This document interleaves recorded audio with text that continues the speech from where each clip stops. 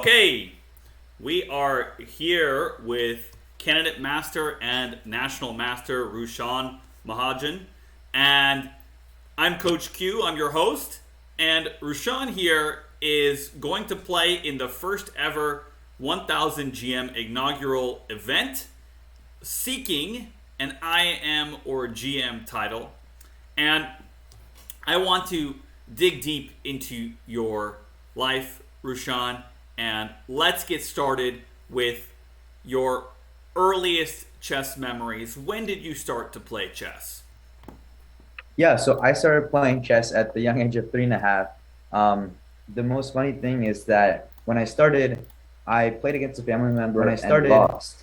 So I was super hyper competitive, and I was like, I need to win this game. I need to bounce back. And at 5 years old, I was able to take them down. Wait, so you started playing chess at 3.5?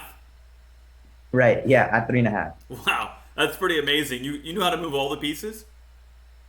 Yes, at 3.5, it was approaching 4. I knew how to move all the pieces, and then I would just use my iPad, scroll through every video I could find, whether it be Magnus or whether it be Anon, every modern chess player, or Great. just general streaming and making sure that I can follow and keep up to date with the games. And then you're able to win a game at 5 years old. That's incredible. Yeah, So when did you first play your first tournament game then? it was actually at about 5 years old. I was playing in many scholastic events, so with other kids. It was truly a nice experience when I would be playing against kids. It would be more of a faster time control. It would be more fun. It would be more like competitive, and I was always just got that competitive spirit on me. Great, that's excellent. And then when did you become a national master? So I became a national master at 13 years old. It was actually just a few weeks after my 13th birthday. Wow. It was in here in SoCal. Wow, at what event? It was the American Open. It was in 2019. So I remember I clinched my national master title. Just it was before the final day, so I was pretty happy. Could you focus on your game on the final day after clinching? It was difficult, but I think I'm happy I was able to do it. That's excellent. Okay, what does that feel like to, clinch and become a national master? It just felt really good. I remember that I had a lot of like interest. It's kind of like you run through those bumps. So like whatever rating you're at, you end up running through at 1400. Maybe I just can't break through. But then all of a sudden I'm approaching 1500 and I'm breezing past it. But then at 1600 something's wrong. And then all of a sudden you play a lot, and then at 2000 there's a curve, right? So it's Hmm. where we personally all feel that like what is that restriction able to break me through? And the funniest thing is that after you break that, oftentimes you might break the next 100 points. But Right. then what I felt was it took me some time to break 2000, but once I broke it, 2200 was the next thing. And it really took some time, that 2100 range, because I think it's also that psychological national master time. People are all like, man, this is going to be hard. And just, I really had to push through. I really had to study through, and I'm happy I was able to get it done. Okay, so then what type of study regimen did it take to get there? It took a lot of just basically looking over games. I think a lot of things don't change over time. It's just basically how you do it and how much you focus on it. I think I know that I needed to look at top players' games. I needed to go over puzzles, improve my calculation. There's a couple of nice books and just players on that. One of my favorites was Karpov. Just looking at his games, understanding the way that they play, and overall just doing chess a lot, right? Chess is a lot of experience. So the more you do chess, the more familiar you'll get with positions and patterns. Did you have a specific weakness that you had to overcome, or is it just overall ability to reach that level? I think overall just calculation as a whole brought me to that final thing. I think when I learned how to embrace calculation and understand how to do more puzzles based on that and have fun with them, that's when I really was able to tackle it. What about endgame? Did you have to work on specific endgames to reach the higher levels?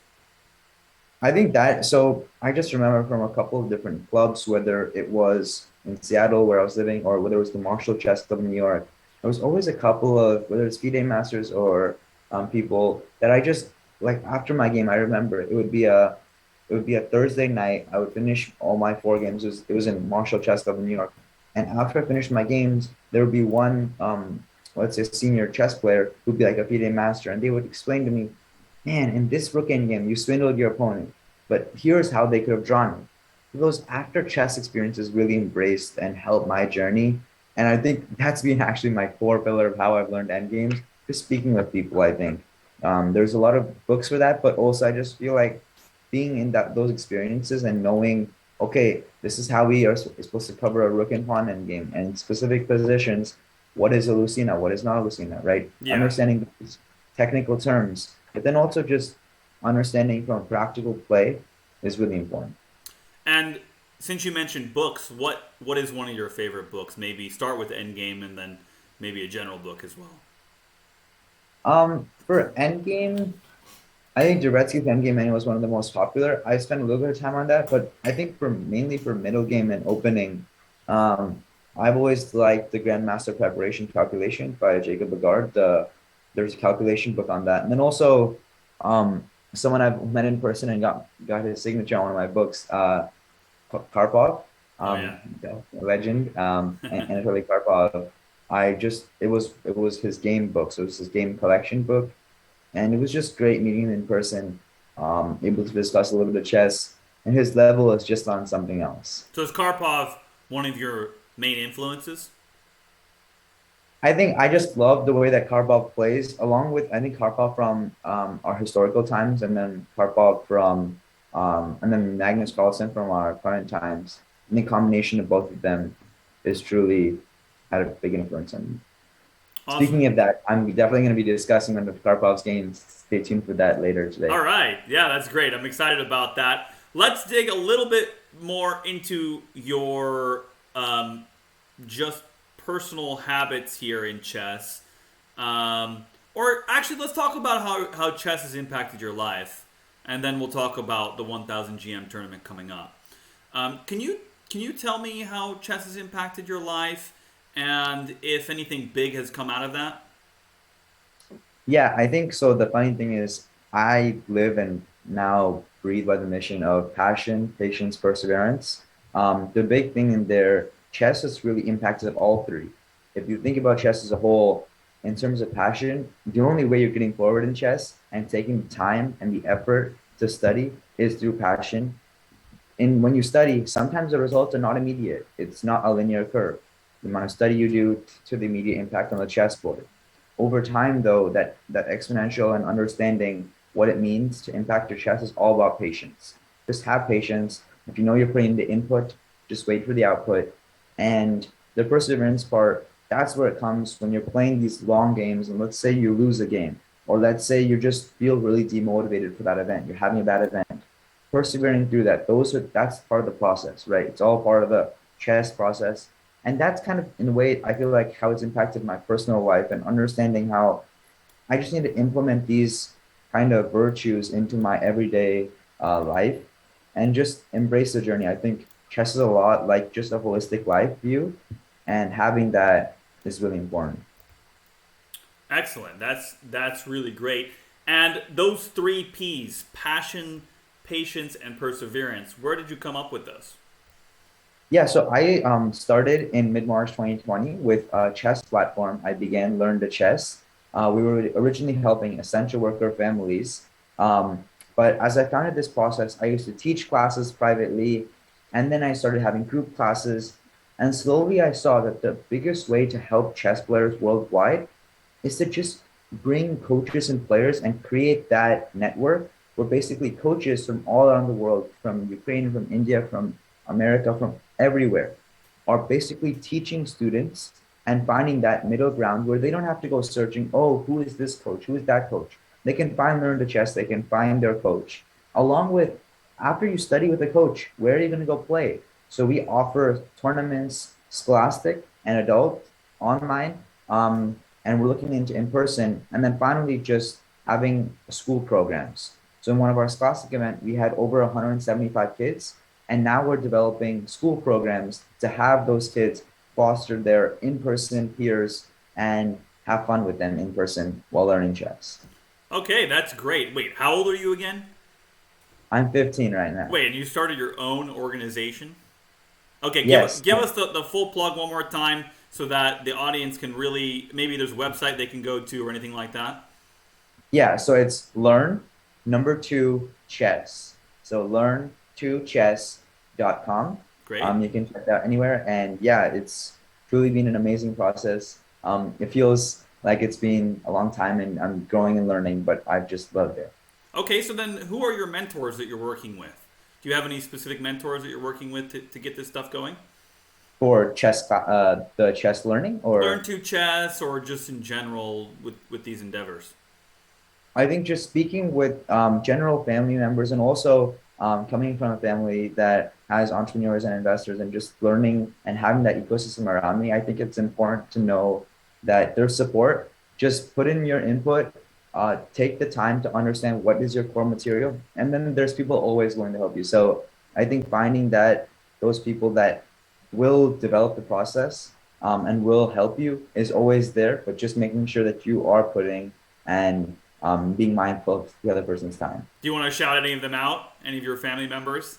Yeah, my mom and dad always being amazing and helping me through the process, Awesome. and just everyone in general. Great, great. Well, that's fantastic. Let's switch gears then, and let's go to what it's going to be like to play a norm event like this. So it's going to be a dual IM GM norm event. And first, what are you preparing, or how are you preparing for this 1000 GM event? You're going to be playing some high rated players. Some players maybe even 300 points above your rating. Your FIDE rating is around 2200, is that correct? It's around 2100, and Oh, US is 21. around 2250. Okay, so your FIDE rating is around 2100. So it's going to be very challenging. You're playing, say, like a 2550 FIDE. What are you going to do to prepare for something like that? Yeah, I think the big thing that so playing round robins in the past in state championships or the like, I think what I've learned is you need to know your preparation beforehand. Round robins are good that way because you know your opponents, right? You know what colors you're playing, you know which round you're playing them in. So the Yeah. practical scenarios that go through the process. I think that I really love round robins Mhm. throughout my life. I just love knowing and having that preparation element to it. It's all about just grounding your openings, staying true to your middle games, and then just finishing in your end games, I think. That's great. And can you elaborate on what it's like to prepare for somebody? Like what you're going to do specifically to prepare for your next round. Let's say you know exactly who you're playing in round two. You're playing, let's say you're playing Magnus, right? I mean, that's Yeah, kind of insane, but you'll be able to in the future, maybe, if you get your rating high enough. Let's say right. you know you're playing Magnus next round. What will you do? Walk us through that process of what you'll prepare or how you're prepared for that game. Psychologically, I think the first thing is, I mean, most people lose the game before it started, with Magnus especially. But just generally staying in the right mindset and just knowing that your preparation will come through just understanding if you have an opening set, go with it. Just be confident with it. Stay true to your game. And I mean, if it's just always trying to change based on the other person, then you've already lost half the battle. So stay true to your game. And if it's Magnus, have fun with the process. Yeah. What about specifically though? Like let's say within your opening set, you're going to look at Magnus's moves, right? And you're going to try to find some some place where you can exploit a weakness. How would you do that? Yeah, so like give you an example, and I'll be sharing one of my games from my past round robins where I Great. had a good preparation game. I think one thing is just important is going over your opponent's moves and then maybe changing something based on if you see, okay, wait, my line is not as good against this opening. That doesn't mean stay always stick to everything, right? That means maybe change something. Maybe you say, I found a mistake in myself. This is a good learning opportunity. Change your opening and understand that whatever you're changing, understand the practical implementations of it. We see in grandmaster games, they play so many openings. Well, that's because they've seen so many games, but they're also checking what does this opponent know? What is their strengths? What is their weaknesses? And how can we tailor to that? That's great. And what and how will you balance the tough balance in chess of memorizing opening lines and understanding the actual structure and end games. How do you balance those two? The memorization aspect, which is just brute force, and the pure understanding. I think both are a combination of just preparing and like I think it's a combination of just understanding where you are in the game. And as you're preparing for these games, it's just you have to balance your studying out, right? Some people I know, they're only focused on openings. And then when we get to the middle game, it's like, I'm confused here, I'm confused here. So when you're balancing out your chess, as we say, study regimen, then it kind of helps you open up your avenues and making sure you don't feel like you have a weakness in one specific area. Great, great. Okay, we're going to transition shortly. Not yet. Wait, Rushan, don't share yet. I know you're really excited to share your games and your favorite historical game. But I want to do a quick rapid fire round. I didn't tell you about this, but we're going to do it. And try to give me, one or a sentence long answer just for fun. And these are just kind of fun questions. The first one I'm going to start with is, what is your favorite chess movie? I would say Bobby Fischer. Just the amazing scene at the end, with the pawns going in both directions and whose pawn queens end first is an amazing scene. All right, that's Searching for Bobby Fischer. Yeah. Searching for Bobby. Oh yeah, classic movie. Okay. Okay, this is a fun one. If you made it as a top level chess player, and then someone's gonna play you in a movie, who would you want to play you? Play with play with in the movie. No, play you as an actor. Like, what actor would you want to play you? Would it be like Tom Cruise or I don't know, Oh Hugh yeah, I'd probably go Jackman? with Tom Cruise for now. I'd probably go with Would you the be top guy. flying in a jet playing chess? Yeah, okay. um, what part of your game needs the most work? Opening, middle game, or end game? Rapid fire. Endgame. End game. Yeah, it's the toughest part for sure. Um, what one thing inspires you the most to give your best every single day? Tough question. Just knowing my final goal of getting forward in chess and just having fun. Okay, great. And what's your favorite holiday destination? I would say South Africa. Oh, wow, that's a great answer. Okay, I have to get an elaboration on that. Where, and The amazing safaris, the amazing animal safaris. awesome, awesome. Okay, what's your favorite animal then? Lion. All right, yeah, yeah, that's definitely a great one to choose for chess. Um, let's see, one more. Let's go with one more.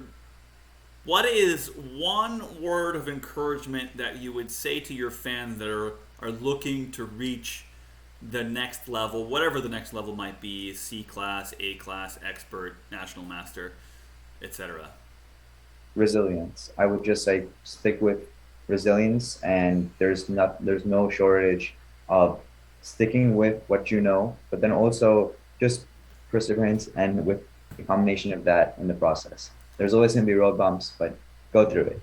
Excellent. Well, let's see some resilience. Let's switch gears, and we're gonna switch here to let's actually start with one of your games, Rushan. I know I told you we are gonna do the historical game first, but I think it's more appropriate to start with one of your games, and then we'll end with the historical game.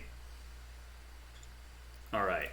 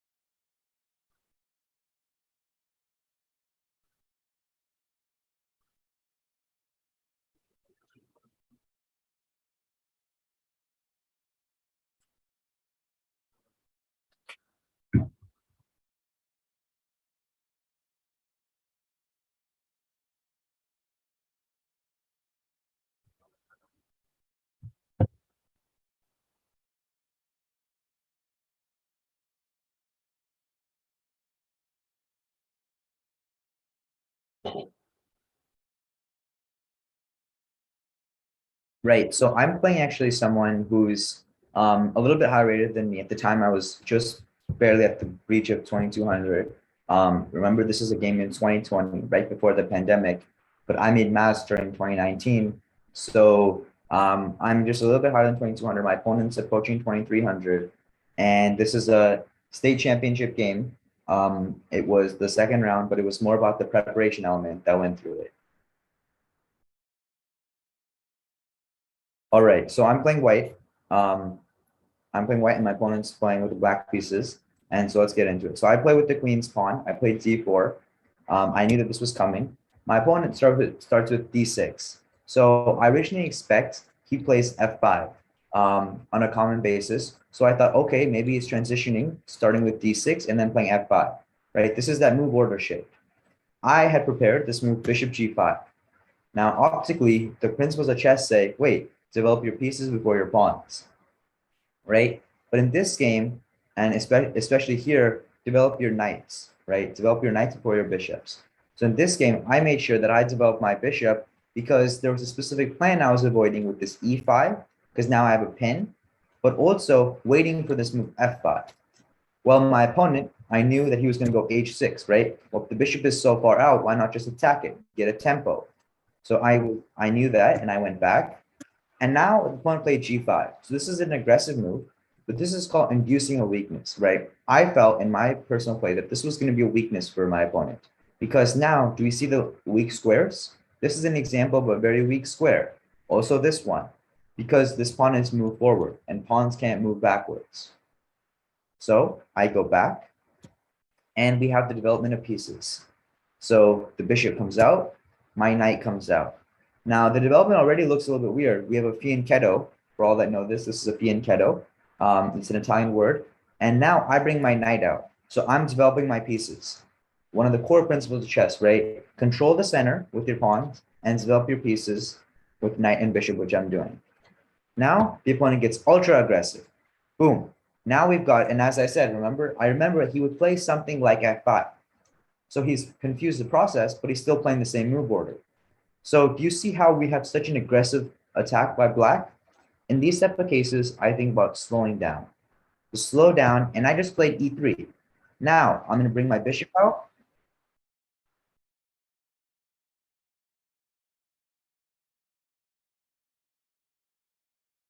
No, I knew it was going to come. It's not specifically a bad move, but I wanted this to happen. I felt the most confident playing against this because I knew that if you stay simple, right? The idea, think about what your opponent's idea is. The opponent's idea is to go here. So what do? I just cut that because now we have two defenders on the square. Now the opponent brings a knight out. So they understand the principles of development. Now, what is my opponent trying to do? This is a question for the audience. What is my opponent's next move if they have it? Give you guys about 15 seconds. If it was black to play here, what would they do? They would very likely castle, right? In these type of positions, it's important to remember after you develop the pawns and after you develop the pieces and control the center, castle your king. So what do? Boom. I have my knight out. I have my bishop controlling the diagonal. Now I'm saying, no more castling for you for right now. At least not for this move. So what does my opponent do? Yes, specifically on the king side, because we're controlling that square. Now the opponent goes e6. So this was the move where now I'm getting even more happy. So think about what we did. We've brought out our knight, we brought out both our bishops, and my opponent is all just moving pawns, right? You see all these pieces, they're crying right now. They're like, what's happening? Where is my share in the game? So, right, that bishop is kind of blocked in. So what do? Let's go. Time to go and put some pressure on the king side. Now, if you castle, I can trade. And look at this. Now the rook has a good home. Now the rook is already developed, right? On an open file. So after h4, my opponent says, okay, wait, let's close it down. So the opponent closes the position down and is trying to castle. And boom. Now it's time to seek the squares. Seek the open squares. Now look at how great this knight is going to be. Do you see how slowly I open squares for my pieces? And this point in the game, I was feeling super confident. I was like, I have all my pieces developed. My king has a safe home either way it wants to go, either castling king side or queen side. And now my opponent gets a little bit flustered and needs to make a move.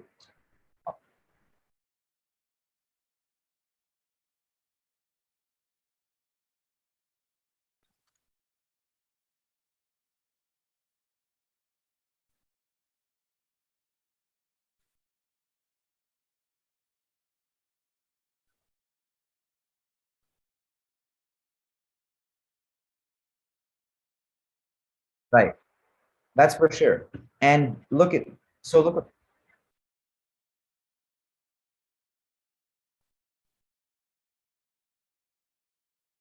yeah.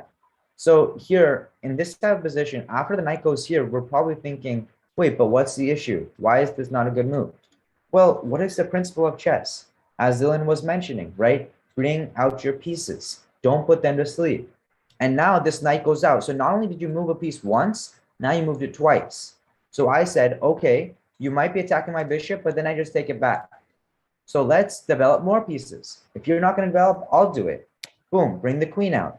Now I can castle, or I can try to hit in the center. And the queen now comes out, and I'm like, boom, castle's queen side. So now I get my king out of the center, and I move it straight and make it safe. Now, after it's safe, now look at this. Now look at the firepower we have going on. The bishop is working. The knight is about to start working. This knight can hop in anytime. We're controlling the center, right? There's just a lot of control overall, and that's really important. So finally, my opponent making sure that the pieces are not completely slept off. The knight finally comes in. So here's a critical moment in chess. We have a situation where we feel like we have finished our development, and the opponent feels like, and we feel like the opponent has not finished their development. The king is still in the center. The pieces are not out. What do we do? This is a case of opening the center. Open the center of the board, right? So I decide, let's start here. Let's start removing this space, and then we'll start to break open the center. This is called basically having like fireworks. When we have fireworks going on in the center, the black pieces are going to be like, wait, wait, wait, I'm not covered. I'm not covered. The king is here, the knight is here, the rook is here. They're not coordinated and they're not covered. My king is safe, it's tucked in, and my pieces are ready to come to battle. Yes. Yeah, so in chess, the bishop pair is very important, and often we consider the bishops to be very long-range pieces, and often better than the knights in most open positions. But in this type of position, we have to think, this knight has come from this square to here, all the way to this square.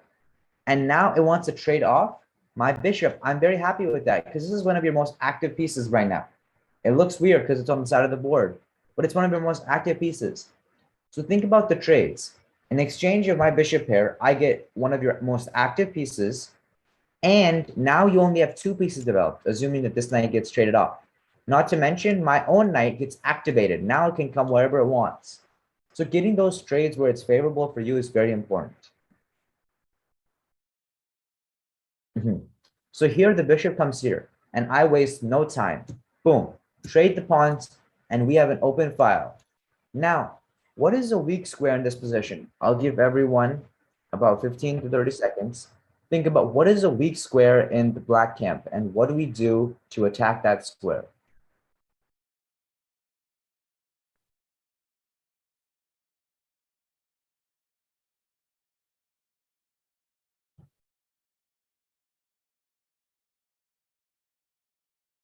Right, G6. So G6 is a very important square because not only do we bring our queen in, but this is my next move.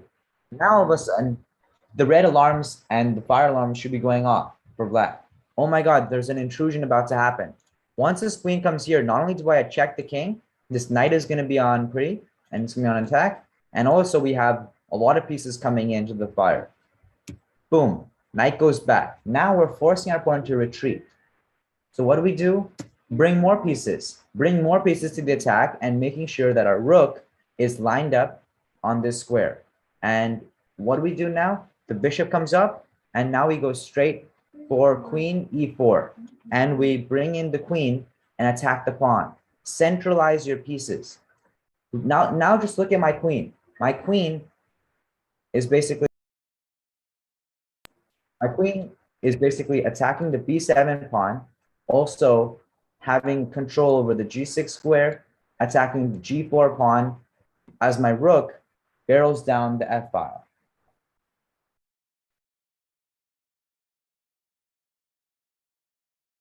Yep. I think a lot of, and this was an important moment. The opponent plays here d5. Oh man, we might be thinking we allowed a fork. That's a fork. What do we do now? And this is a critical moment. So actually in the game, as a chess player, we need to think ahead. So in this position, after I played queen e4, I knew in my mind that he was going to go d5. But here's where we think ahead. Boom, take a pawn. And now if you take my bishop, I take your knight. And now I get it with check. And now think about material. I won a pawn. Oops, sorry. I won a pawn. And now if you take the bishop, I take your knight. So then I'm ending up a pawn. The final result is up a pawn. So my opponent says, no, I don't want to give up my knight. I'm going to take this. And what do I say? Sure, take it. I go here. And everyone's thinking, what? Now it's 3 pieces versus 2. But here is where I go even deeper. I go knight h5.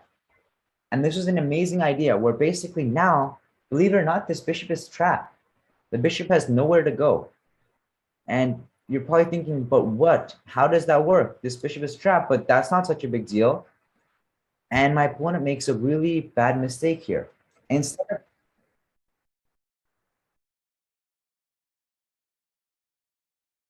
yeah, I had to think about this ahead of time because if not, I lose a piece here, right? After d5, I'm losing a piece.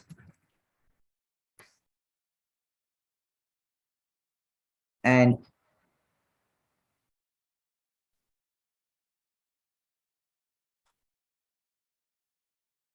yeah, that's why I had to take, I remember I took at least 15 minutes here, went through the variations, and even if you slow down, just making sure that you're slowing down and understanding the variations. And here's where I deliver the knockout, oops, knight h5. And knights on the grim are tended to be grim sometimes, but in this case, my knight is actually doing a lot of great work. So let's look at the bishop options. Now, if the bishop takes here, we can take with the pawn or the queen. If the bishop goes here, then I can take the bishop. If the bishop goes back, I can take. I have 2 attackers. If the bishop goes here, I can take the pawn. If the bishop goes here, I have 2 defenders, right? So bishop is officially trapped. And also we have 2 attackers and only 1 defender. Boom, bishop h4. So here in the game, I was very, very confused. I was like, what? Why would my opponent go there? I said, no, I'm not interested in taking your bishop. If I take your bishop immediately, you castle your king. And hey, I don't know, maybe your king is safe now. So I say no. Time to first give a check on the king. And here is where I felt my opponent be like, oh man, this is a significant mistake. Because it is. After I check the king cannot go here because of my rook. So the king must go this way.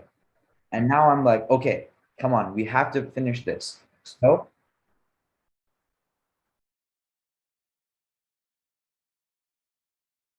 I think so in this position, and as we turn on the computer, I think the computer also agrees that the position is just plus, and it's very good for white. In this position, yeah, in this position, it's already bad, but I think if the bishop is able to do something better, in this position, it just seemed like everything is going down. And now here I make a very interesting decision. Everyone's probably thinking, take with the rook. In this position, either one, and possibly by the computer, the queen is much better. Because if you take with the rook actually in this position, all of a sudden you run into this move. And then there's a pin. So I decide to say queen takes. And maybe we're trading queens, but you still have discoordinated pieces. And now the rook attacks mine. I say, no, this is another big mistake. Now I bring my rook in. Now you can't even attack because I take with the knight. And if you go here, I take. So your king has nowhere to go on this e file. And now the knight comes out, attacks my rook. But I said, okay, time for collecting some pawns. I take the pawn, the knight goes back, I move my rook back, the king comes up, and now it's all about consolidation. Why did I move my rook back here? Because I knew that I wanted to move my knight back, and watch out, the pawn is going to be hanging. So I move my rook back, move my knight back, and now I go here, the finishing touches of the game. Now the knight is pinned to the king, the rook is attacking, so the rook comes, and I finish it off with this beautiful d5. And after rook h8, this beautiful rook takes f7. Now, if the rook takes, I take your rook. And if you don't take, I want a knight. So the final blow was this move, rook takes f7, put a double exclamation to that, and win the game.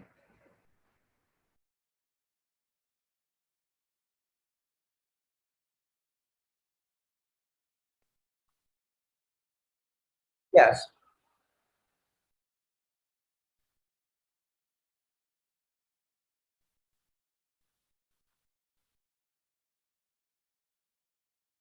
Yeah, so in this position, resigning basically tells your opponent that, okay, now I'm giving up the game because I think that this game is over and I lose.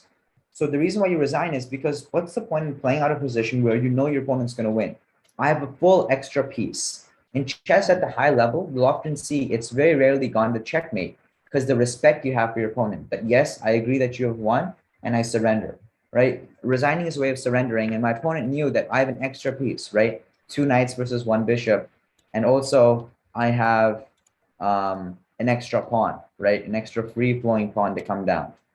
I think that was it for my opponent, and my opponent knew it was time to give up. I think the main thing was I did a couple of things in understanding and going through the process of this game. The first one was a great opening preparation, which I felt, which I knew what my opponent was going to do. Number two, sticking to the core principles, bringing out your pieces. And number three, opening the position at the correct time and breaking it open and finding a way to go after my opponent's king, and then resulting in a nice combination, picking up a pawn, but finishing with a beautiful king hunt.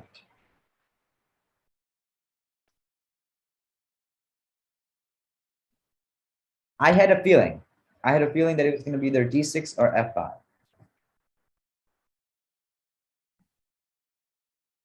It was more of looking at the database and also just knowing I've played with him, seeing his games next to me.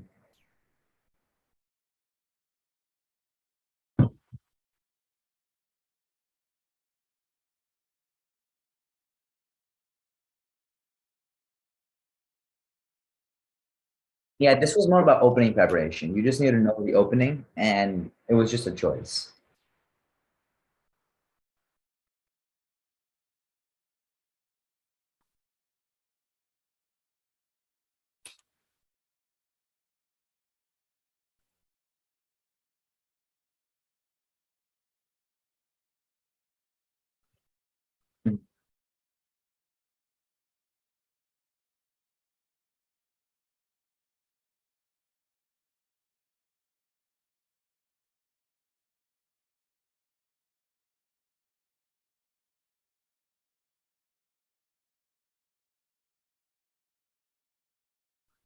Yeah, I think the main thing which went wrong. So I think the opening was all right. I think it's slightly worse, but I think the main thing was kind of here. This is one of the beginning of, I feel like, practical mistake, right? Based on what the computer says, you move your knight out. You're not castling your king, and my pieces are in the center. And as we go forward, I think here this move d5, when you probably it was already worse, and it's hard to say. But now I kind of blast open the position, right, and then get this winning position. It was kind of a culmination of the opening with just basically small mistakes. In chess, there's maybe not a big blunder, but it's small mistakes. And as we see, can I transition to the historical game?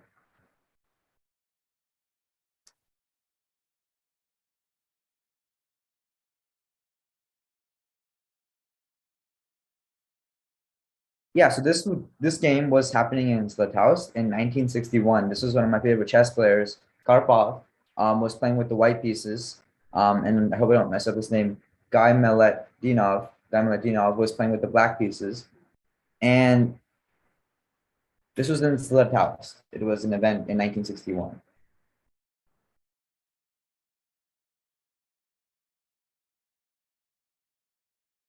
I believe it was an invitational for some of the top players at the time. So if we jump in, this is a game where Karpov is known for this. So this position, as many of us know, is called the Rui Lopez or the Spanish opening. And basically, it's a combination of moving your king pawn, bringing out your knight, and then your bishop. And Karpov was very famous for this. And this is a move we don't see as much in the top games today, but still happens. And after the move d6, it's actually invoking a pin. So you basically allow a pin on your own king from the knight. So what does Karpov say? Let's go. Open the center. Now, if you take, I take with the knight and I put more pressure. If not, I'm attacking your own knight. So the opponent says, okay, let's put pressure on your pawn. I'm pinning your knight to your queen. So we have an interesting phenomenon at the start of the game. This knight is pinned, and this knight is pinned. And now Karpov says, boom, lash out, take some space, and attack your own knight. So the opponent's only move to actually defend is actually to attack the bishop. So when I attack your knight, you attack my bishop. So then basically we're trading fires. And now Karpov says, okay, because the point is if I go back and maintain this pin, then this move b5 comes. And then if you move the bishop, then there's no pin, I can move my knight. And if not, then yeah. So Karpov says, take. Then the black pawn takes on a4. This is relatively, I think Karpov in this game decided to go this way instead. He wanted to keep this weakness here and also win the pawn. So in this situation, yeah, he basically, oh man, he basically won the pawn. And keeps the pawn advantage. In that position, that pawn was here. Why have the pawn here when you can just take it? So the black team basically has the two bishops, right? And also basically a relatively strong center, but Karpov has a space. And now we'll see how Karpov uses prophylaxis, the concept of looking out for your opponent's ideas. And now the opponent goes h6, preventing this move bishop g5. Karpov says, I don't care. Stay with the opening principles. Keep your king castled and stick with the basic principles. Opponent develops his piece. Karpov brings his queen out. Already doing two things. Bringing his queen out, keeping defense over the knight, keeping defense over the pawn, and sneakily attacking this a6 pawn. This a6 pawn is going to be a thing to watch out for because now this is a weak pawn. This is what we call an isolated pawn, right? It's on an island. There's no pawn next to it. No black pawn defending on the next file. So here, the move bishop e7, knight c3, castles. And here is where Karpov begins his venture. So after the king castles, both sides have developed their minor pieces and castles, except for white, who is developing this bishop. But Karpov says it's time to excel a very interesting idea. What is a weak square for black in this position? I'll give folks just a couple of seconds.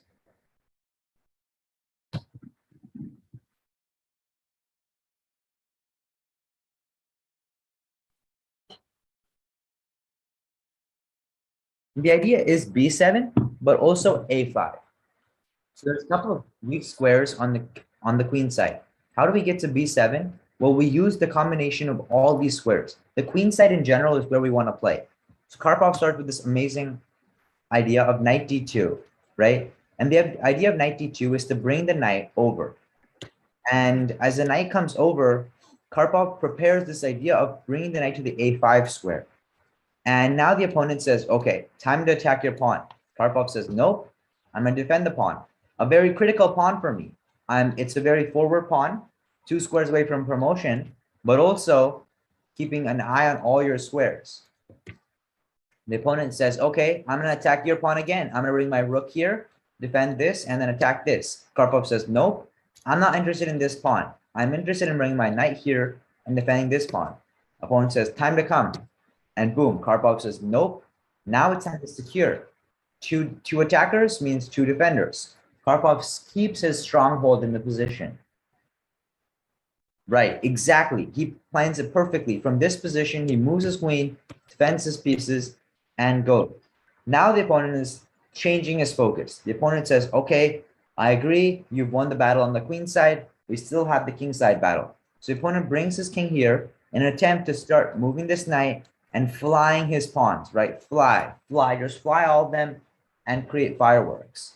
Karpov is not having it. Karpov says, time to defend my queen, possibly bring my bishop out, and have a good time on this side. Opponent attacks his queen. Karpov says, no problem. I move my queen back. Now we have two attackers and one defender. But look at these two attackers. They're a rook and a queen. We have a knight defending. So if you take, I take, I take, and now we won an exchange, which is the rook for the knight. So instead, the opponent doesn't take, and Karpov brings his rook over, bringing the rooks, right? Rooks like open files. Now the pawn goes here.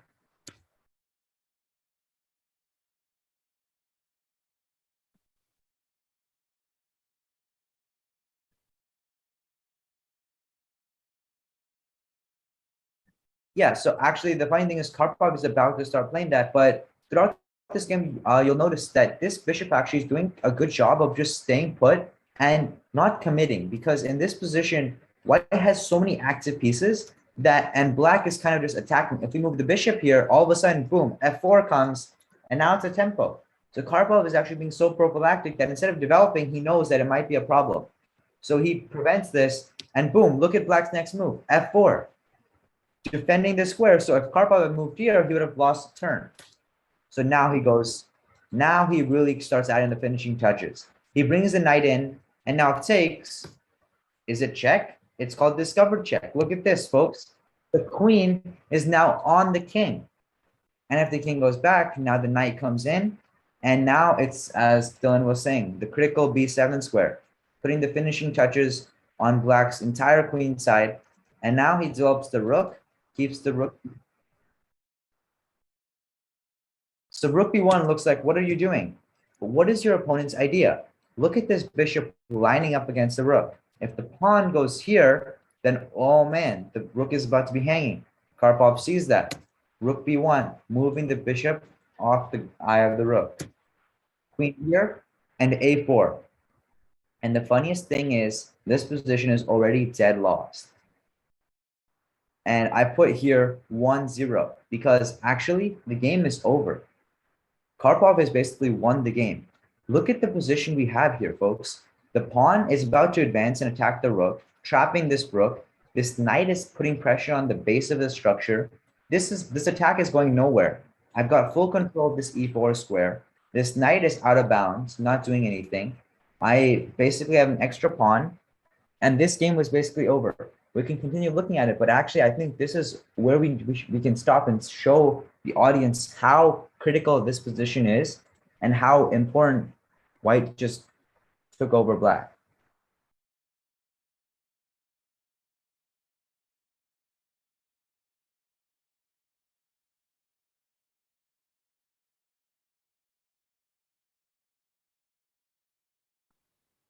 Yeah, I think Karpov is just known for that. Practically, he knows that he is best at prophylaxis and knowing your opponent's idea. And as he showed in this game, he was able to be vigilant of the opponent and just know what the opponent was trying to do and move like rook b1 here, right? We all think, that's whatever. It's a huge move. If the pawn goes here, we lose our rook. And Karpov just knew that how to stay attentive, how to stay practical. And I think this is a good just stopping point, just seeing the art of Karpov. Look at his pieces, folks. All the pawns just controlling all the squares. And this bishop is like, why? Why am I blocked in?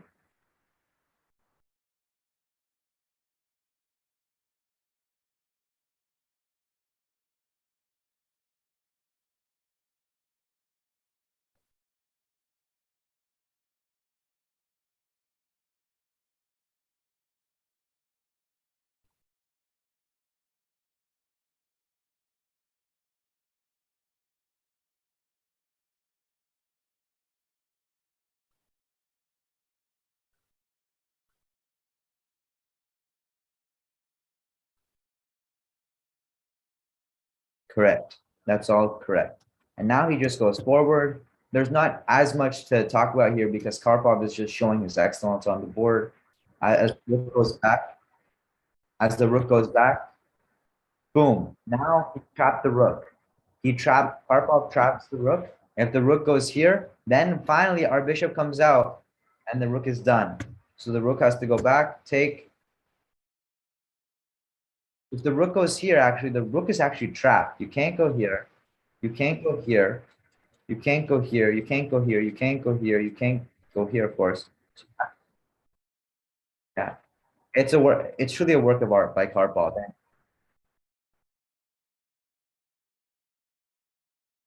Yeah. It's the 10 move trap. And boom, now the pawn gets one square away.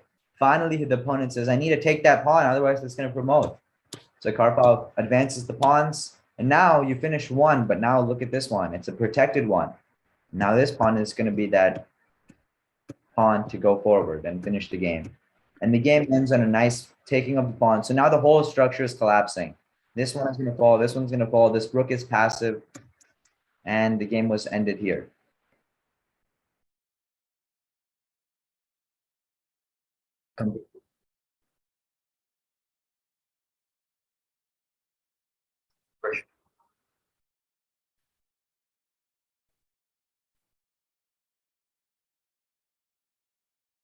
That's correct. Yeah. Let me switch Mhm. back over to our dual screen. Um, so yeah, we have just a few minutes left here. Um, let's talk about the upcoming tournament a little bit more now. We talked about it a little bit earlier in the stream, but let's end on what your expectations will be.